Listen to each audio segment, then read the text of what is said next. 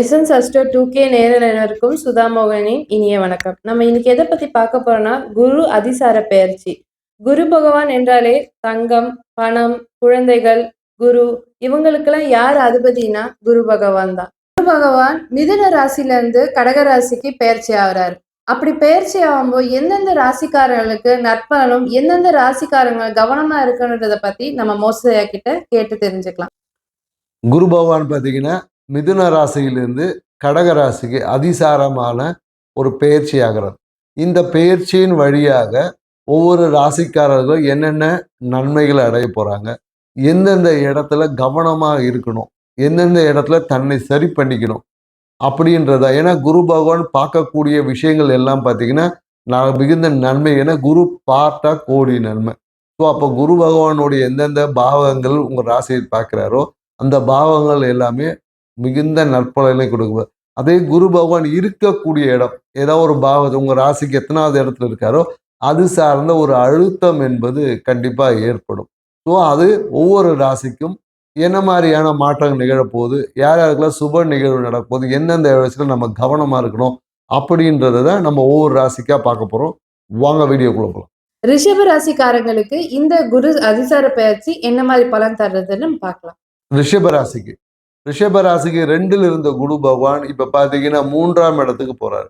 So அப்போ இந்த 3ஆம் இடம் என்பது என்னன்னாக்கா நம்மளுடைய கம்யூனிகேஷனை சொல்லக்கூடிய இடம். அப்போ என்னன்னாக்கா இந்த காலகட்டத்தில் கம்யூனிகேஷனில் ரொம்ப கவனமாக இருக்கும். குறிப்பாக இந்த காலகட்டத்தில் பொருளாதாரம் சார்ந்த விஷயத்தில் ரொம்ப எச்சரிக்கையோடு இருக்கணும் அப்படின்னு சொல்ல முடியும். ஏன்னா நிறைய கையில் காதில் போட்டிருக்க அந்த பொருட்கள் எல்லாமே உடைவதற்கு துளைவதற்கான வாய்ப்புகள் இருக்குது. இந்த காலகட்டத்தில் பார்த்தீங்கன்னா புதிய ஆன்மீக நட்பு வட்டம் பெருகும். நிறைய பேர் இந்த காலகட்டத்தில் பார்த்தீங்கன்னா திருப்பதி போகலாமா அப்படின்னு நிறைய பேர் திருப்பதி ரிஷபராசிக்காரங்க இந்த திருப்பதி போயிட்டு வர்றதற்கான வாய்ப்புகள் இருக்குது.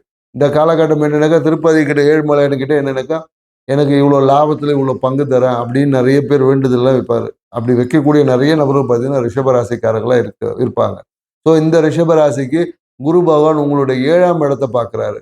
மேலும் பார்த்தீங்கன்னா 9ஆம் இடத்தையும் பார்க்குறேன், 11ஆம் இடத்தையும் பார்க்க. திருமணத்திற்காக பார்த்தீங்கன்னா வரன் தேடிட்டு இருக்கிறவங்க எல்லாமே திடீரென்று ஒரு திருமணம் பார்த்தீங்கன்னா அமையும். திருமணம் எங்கே அமையும்னு பார்த்தீங்கன்னா வீட்டு பக்கத்துலேயே இருக்கும், இல்லை வீட்டு பக்கத்தில் இருக்கக்கூடிய நெய்பர்ஹுட்லேருந்து ஏதாவது ஒரு ரெஃபரன்ஸ் மூலயமாவே திருமணம் அமைவதற்கு வாய்ப்புகள் இருக்குது. இந்த காலகட்டத்தில் நிறைய பேர் எனக்கு புதிய ஆன்மீக குரு வழிபாடு இல்லை இறை வழிபாடு, புதிய ஒரு இறை வழிபாடை செய்வாங்க, இல்லை குரு வழிபாடு செய்வாங்க. நிறைய பேர் எனக்கு சித்தர்கள் தரிசனம், அந்த சித்தர்கள் இருக்கக்கூடிய கோயிலுக்கு போயிட்டு வர்றது, இந்த மாதிரியான நிறைய விஷயங்கள்.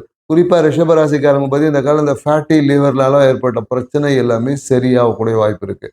ஃபேட்டி லிவரால் அவதிப்பட்டவங்களுக்கு எல்லாமே இந்த காலகட்டத்தில் சரியாகும். அதே போல் என்னென்னாக்கா நிறைய மன மகிழ்ச்சி ஏற்படும். மன மகிழ்ச்சிக்காக ஒரு ஆன்மீக யாத்திரை போகுது, லாபம்லாம் பார்த்தீங்கன்னா ரொம்ப சூப்பராக இருக்கும். ஆனால் என்னென்னாக்கா இந்த காலகட்டத்தில் இந்த தம்பி தங்கை இந்த உறவால் கொஞ்சம் பிரச்சனை வரும்.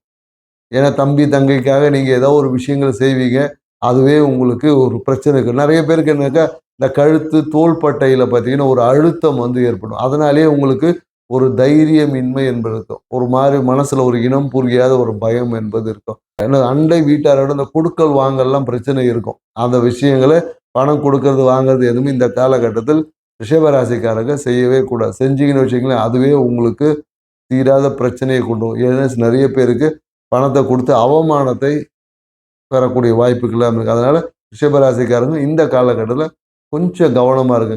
பணம் விஷயத்தில் இல்லை பொருட்கள் தங்க நகைகள் கொடுக்குற கொஞ்சம் கவனமாக இருக்கு. காலத்தில் உங்கள் கையால் தன வரவு கொடுத்தல் வாங்கலை கொஞ்சம் கவனமாக இருக்கு. மேலும் இந்த குருவோடைய தன்மைகளை அதிகமாக்கணும்னா வாய்ப்பு கிடைச்சா திருப்பதிக்கு ஒரு வாட்டி போயிட்டு வாங்க, உங்கள் வாழ்க்கை சிறப்பாக இருக்கும். அப்படி இல்லைனாலும் உங்கள் வீட்டு பக்கத்தில் இருக்கக்கூடிய ஆன்மீகம் சார்ந்த விஷயத்தில் ஏதாவது ஒரு தர்மம் பண்ணுங்க, இல்லை ஏதாவது ஒரு பொருளை இனிப்பை தானம் செய்யுங்க.